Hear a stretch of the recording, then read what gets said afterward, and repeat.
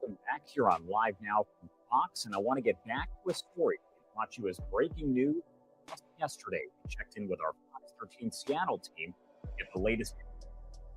We now know that 3 people are dead after a suspected stalker broke into a Redmond home and killed a podcaster and her husband. That information from police. The woman's mother survived the attack, escaped, and called 911. The shooting happening at a home on 166th Street Northeast and Northeast 89th Street, if you are familiar with the area, on Friday morning, very early, about 2 a.m. According to Redmond police, officers responded after a woman called 911 at a neighbor's home to report a stalking situation. When officers arrived at the scene, they found a 35-year-old man who lived at the home in the front yard, and he had been fatally shot in the chest. When officers entered that home, they found the man's 33-year-old wife and that suspected stalker both dead after being shot. I do want to play for you our Fox 13 Seattle team's latest story that breaks down the information we have so far. In the first homicide in the city of Redmond since 2021, a crazed stalker obsessed with a woman killed her and her husband before turning the gun on himself. This is the absolute worst outcome, for a stalking case. Police Chief Darrell Lowe says this man, 38-year-old Ramin from Texas, is the suspect. He came to the neighborhood in this red truck Tuesday overnight. The suspect broke into the home via a bedroom window, that bedroom being the mother's. She did encounter the suspect. She was aware of what was occurring, and she knew or realized that she needed to get out and get help. Police say the mother of the wife ran for her life to a neighbor's house to call 911.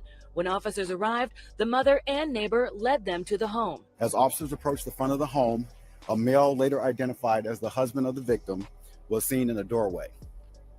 As officers tried to communicate with him, he collapsed and became unresponsive. Officers evacuated him from the front of the house and realized that he had been shot. First responders performed CPR, trying to save his life, but he soon died.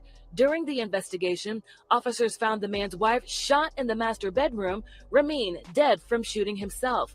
The petition for a protection order, filed on March 3rd, says Ramin would leave the woman voicemails more than 10 times a week, sending gifts and flowers to her home, even saying he hired a jazz band to play outside her house for 2 hours, but then called it off.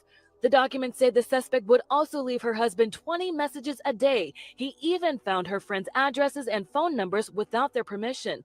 Chief Lowe says a restraining order was officially filed with the city's prosecuting attorney's office, with a hearing scheduled for March 17th. A restraining order is simply a piece of paper that allows officers to take enforcement action should a suspect violate the court order, but a piece of paper does not protect a person when someone is intent on causing them harm. Chief Lowe says it was challenging serving the order to Ramin because he was a long-haul truck driver, always traveling the country for work. It was difficult to, I'll say, pin him down to a location. It wasn't as though he was local and we had a local address to where we could either do surveillance or find him, serve the protective order, etc. He was in a different state, traveled across the country as part of his employment. So that was the biggest challenge. Chief Lowe says the woman and her family worked very closely with detectives since becoming aware of the crazed stalking situation in December 2022, even adding extra surveillance cameras to the home. In this case, the victim did everything that they possibly could. Unfortunately, this person, broke into their home and killed her. And it is a tragic event. Frankie Thompson, Fox 13 News. Thank you so much to our Fox 13 Seattle team for breaking down the very disturbing details that we have learned here. You heard that according to the protection order against that shooter, the woman met him in June of last year, and the constant and harassing messages and calls started shortly after that. The order does claim that he would leave several messages a day and a week and would contact friends of the woman. He also was able to obtain her address and the addresses of her friends, despite never being told about them. Several times, he threatened to burn himself, they say, outside of her home if she didn't see him. So this brings up a very important topic here. What should you do if you're a victim of stalking? Our Fox 13 Seattle team takes a deep dive into why you should never just ignore it and hope it goes away. And that means if you feel that something is not right, ask for help. Ignoring it and hoping that it fades away will not work in stalking situations. Confronting a stalker early could potentially save your life. What's happening with that other person's behavior that's making you feel this way? Why is it inappropriate? Most of the time, we have fear when somebody has violated a social norm. These are the questions Cheryl Michaels wants you to ask yourself if you think you're dealing with a stalker. She's the director of safety and security at Seattle Pacific University. Michaels says if you find yourself trying to talk yourself out of believing in your gut feeling, consider that a red flag on its own. The trauma, the fear of what could happen really is a strong motivator to how we respond to it. And often it's to try to ignore it, make it go away. Ignore our feelings, our intuition that is telling us something's wrong here and we need to act. That act should be reaching out to friends and family, or if it escalates, calling law enforcement. Stalking, by definition, is repeated unwanted attempts at communication, contact, or even harassment. And the worst thing we can do is ignore our gut feeling that says, don't answer that call. And after 30 attempts, we're like, okay, if I just answer this phone call, after 30 times, then maybe they'll stop. And all that's done is taught the person who's obsessed that all they have to do is be persistent for 30 times. And then eventually they'll get to make that connection. Michael says once you make a decision not to engage, you need to stick with it. Consistency is crucial with people who display obsessive behavior. If they continue to pursue contact, keep a record of what they're saying, because that often is what makes the contact a crime. With stalking and the law that's written for stalking, it has to be something that has more criminal intent involved, like threats to damage your property, threats to harm you or a friend. It can't just be the mere phone call or text message, because then we just have harassment. According to the National Intimate Partner and Sexual Violence Survey, 1 in every 3 women and 1 in every 6 men have been stalked at some point in their lives. Here in King County, we do not have information for 2022 yet, but the latest data available shows that there were 20 civil protection orders issued for stalking in 2021. That is up from just 10 issued in 2020. In the newsroom, Nikki Torres, Fox 13 News. Damn. Damn. Wow.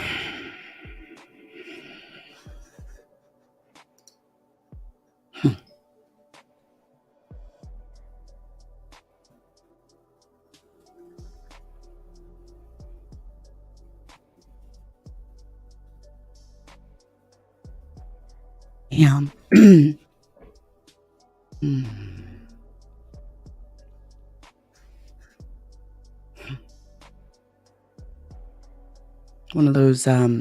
One of those cases where you just kind of got to sit and kind of like process and like, golly, man.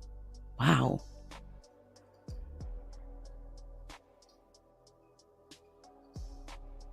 So this woman, this podcaster, okay, and her husband, he killed everybody. If he could have killed her mom, he would have. Hey, Southern Conspiracists, how you doing? Good to see you. I ain't seen you in a minute.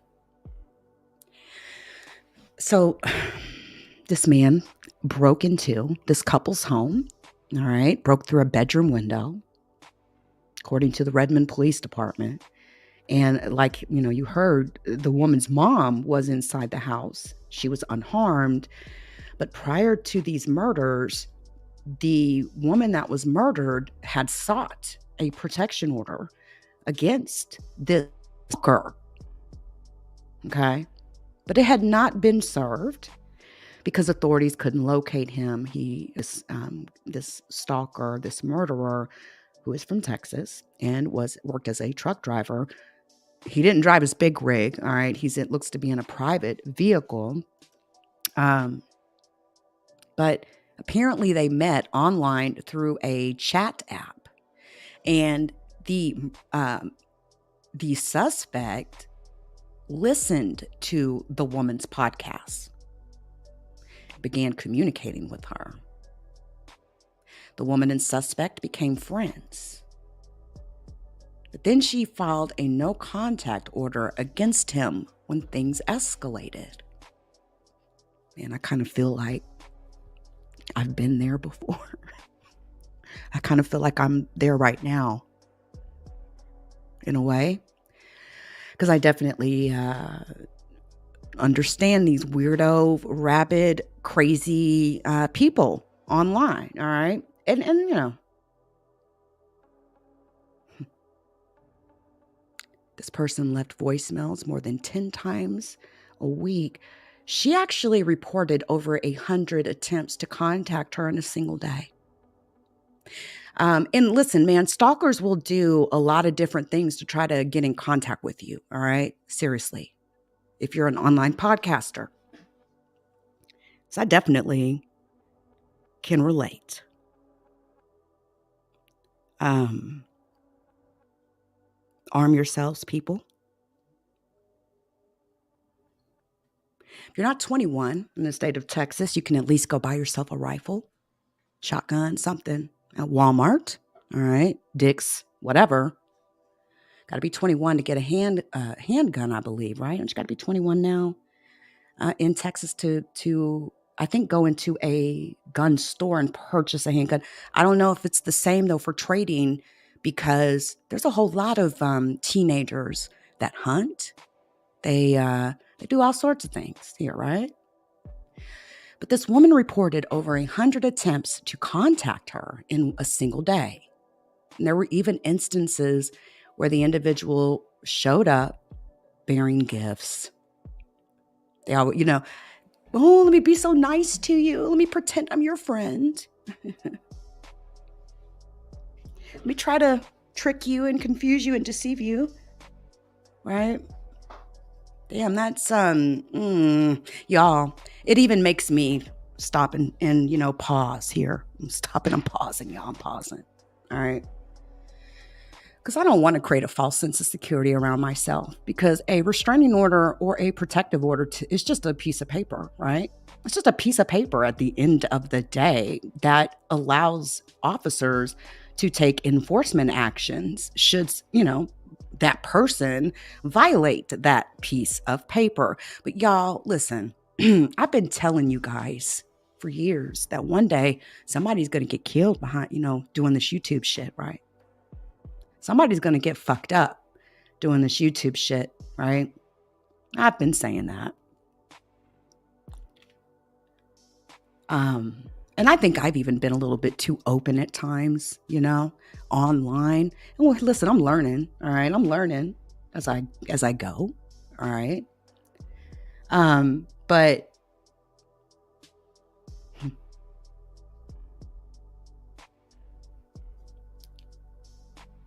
I bet you when that woman was inside that house and that man, when she seen his face, she probably knew exactly, you know, what was about to happen.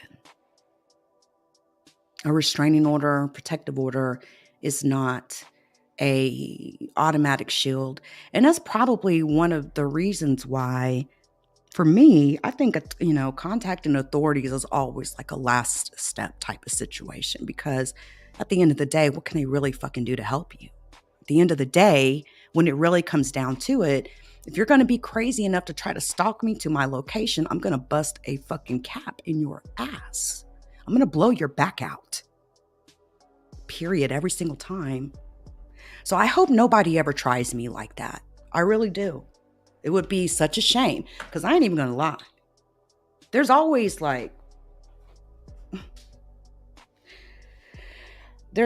something right by the front door, right? Always. Like, if you don't, you should have something, right? But he didn't come through the front door. He came through the girl's window. You're supposed to walk around with a gun on your hip. You better have one in that house. I hope you got one in your home somewhere. You can run to it, get it, all right? It would have been, if I don't know if she had a gun in the house. If she would have had a gun in that house, you think her husband might have, you know, grabbed it? It sounded like to me, he was running outside and he had that gunshot wound to his chest when he ran outside and collapsed. I want to know what kind of podcast she had now. Now I want to know what kind of podcast she had. And what app? Was it YouTube? Because, man, listen, man, people are getting crazy out here. Hold on.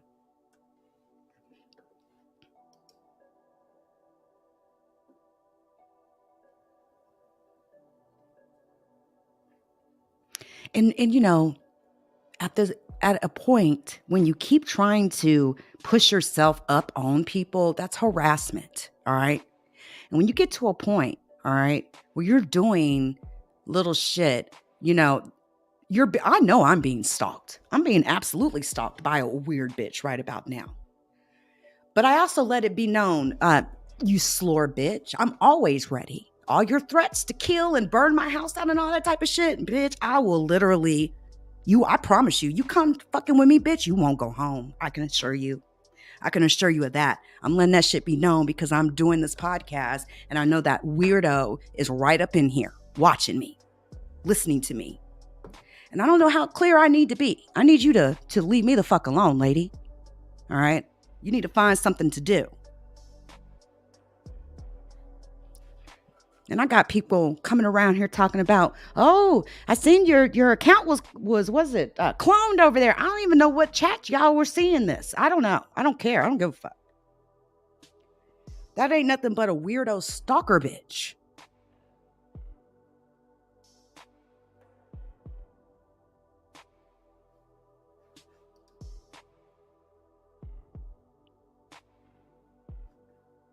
Hold on, I'm trying to find this lady's podcast blog. Oh, wow. Oh, wow. Oh, wow.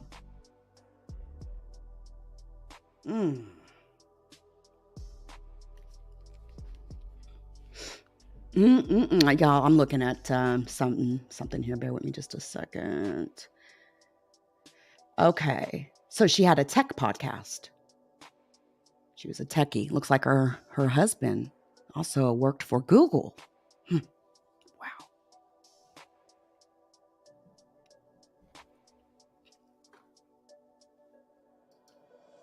That house didn't even look like a $1.6 million house, but yeah, that's how much it was. $1.6 million.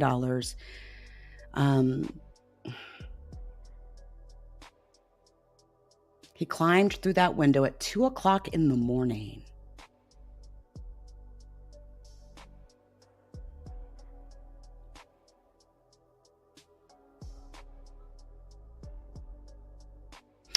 On February 22nd, just weeks before the killing, the stalker sent her 82 text messages on Telegram.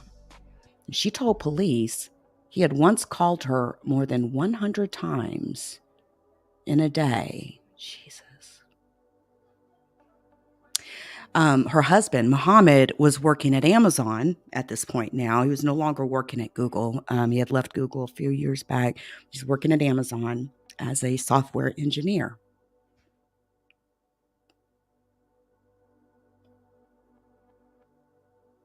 Apparently, the Redmond police chief, Darrell Lowe, said that she, the podcaster, had contacted them back in December 22. But you know what this caused? This caused the stalker's interest to intensify. And this led to that temporary order of protection being signed on March 3rd, with a hearing scheduled for 2 weeks later. He had also been charged with 2 counts of telephone harassment and 1 count of stalking. A bench warrant had been issued. Bail set at $100,000. Both her and her husband were software engineers, and she worked at a mortgage company. Her husband worked at Amazon, used to work at Google. This is all according to her LinkedIn page. They got married back in 2011, and they bought their home in 2021. Nasiri, the husband, he was a lead software engineer. He's a lead software engineer at Amazon. Amazon's been working on, some different technologies. Mostly it's a technology kind of similar to the EWS Exchange Web Services, but they call it AWS, Amazon Web Services. Hey, what's up here? It's a very proprietary software configuration. It's so proprietary. All right. I've actually had Amazon come at me quite a few times. I've turned them down every time. But here's the thing. You know, they want you to come and support AWS, which is just a exact copy of the EWS protocol. But they have built an entire cloud solution platform, you know, using their proprietary AWS protocol. And so the thing is, from all the people I've talked to that even went over to work with, you know, for Amazon, told me that it took almost 2 years for them to fully understand and grasp, you know, how that AWS protocol works. And if you try to go somewhere else, there's nowhere else to go. You know, if you dedicate your life to supporting, you know, a protocol like AWS, where else can you go work at? If only Google uses, or, you know, only Amazon uses it, right? So anyway,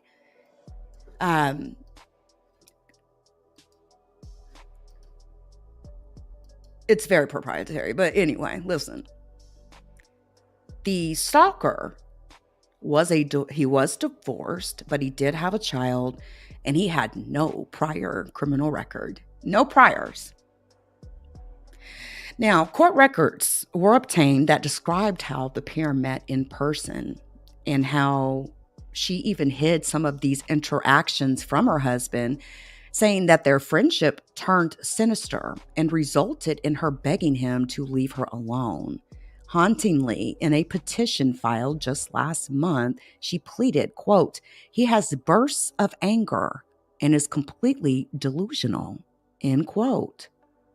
She said that those delusions make her fear for her life and the life of her loved ones. A tech podcaster. A techie.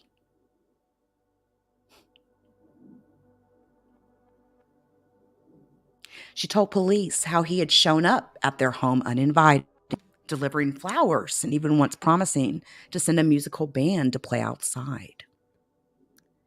Man, listen, when you buy a house, it's not, you know, it's not like you can just turn around and sell that bitch, right? I'm going to tell you what I'm sitting up here thinking about right now. How can I protect myself if I purchase a home?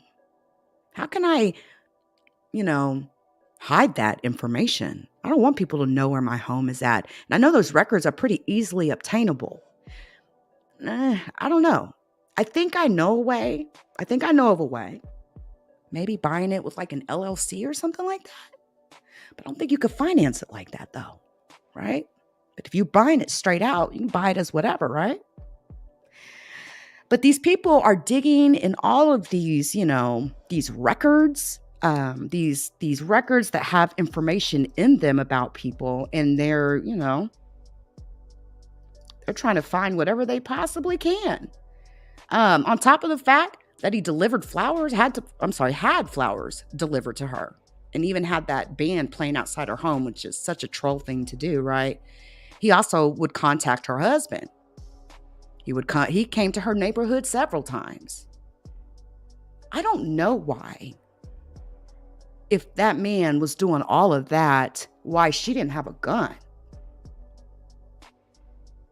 She blocked him on WhatsApp, Telegram, Instagram, and on her phone, on the call application. But then he started contacting her husband as recently as last month. Anyway, like I said, on February 22nd, just weeks before the killing, and the police are saying that records show that, he sent 82 text messages on Telegram. Gosh, beautiful home. Beautiful home. Lots of windows. I like windows. But oh my God, look at all these relentless calls, y'all. Look at this. Look at this. December 5th, voicemail, 240. 7th, 11th, 15th, 16th, 18th, 28th, 31st.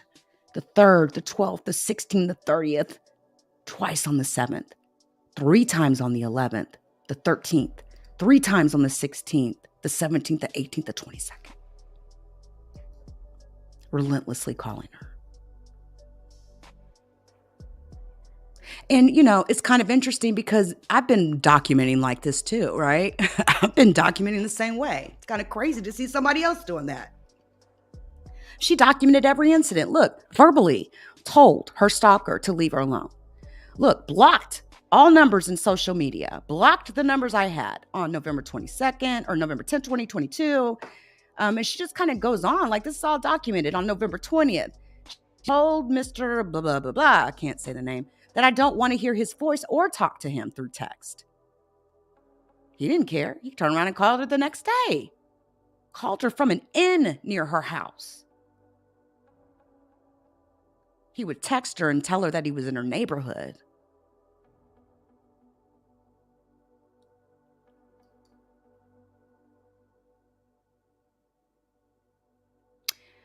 On December the 20th, he came to her door and brought flowers. A few minutes after her husband had left for Australia. So he was literally stalking, you know, every fucking move any of her family members was taking and shit. And that's what they do, man. They start trying to graduate that shit out to your family and shit. Sent her a neck scarf on February the 20th via FedEx. She actually opened the gift with the police present.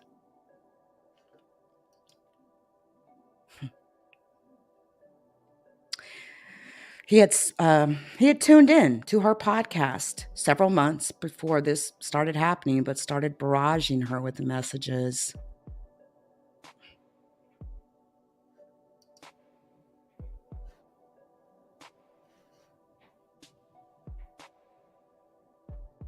He would park down the street in hopes of catching a glimpse of her. Wow. Hey, Mr. Magnificent. Wow, man. Just looking at these photos. The once quiet suburban street is now overrun with investigators.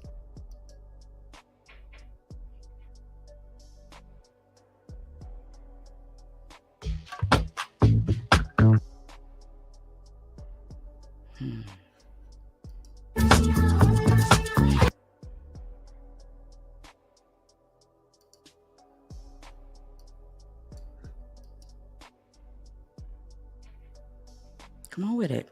Load.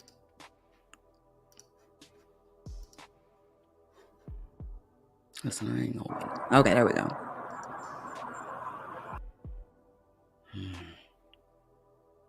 $1.6 million? Housing is so expensive in Washington State. That is the main reason I left. I can make just as much in the South and live cheaper. It's beautiful there. Tell you that. It's beautiful. If you've ever been down Route 1, you should do it. If you never did it, you should. One day, travel down Route US 1. Well, between Newport, Oregon and Tacoma, or, it's the closest road to the coast, and it's absolutely beautiful.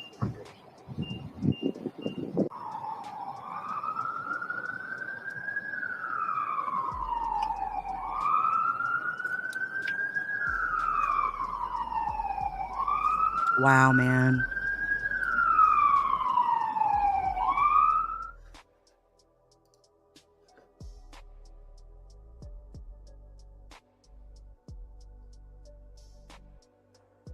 By the way, this was the first murder in Redmond since 2021. Well, the first incident of murders. Podcasters, bloggers, be careful.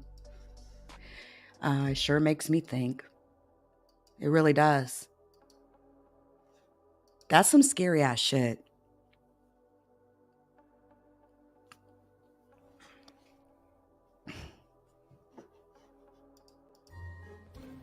Shout out to the LeakYou community. Please join us on Spotify, Apple. Shout out to the LeakYou community. Please join us on Spotify, Apple Podcasts. All right, I was going to play my little advertisement, but I don't think my little StreamYard is kind of, not playing nice with me today. But anyway, guys, I'm out of here. I'm going to get my ass up off here. Until next time.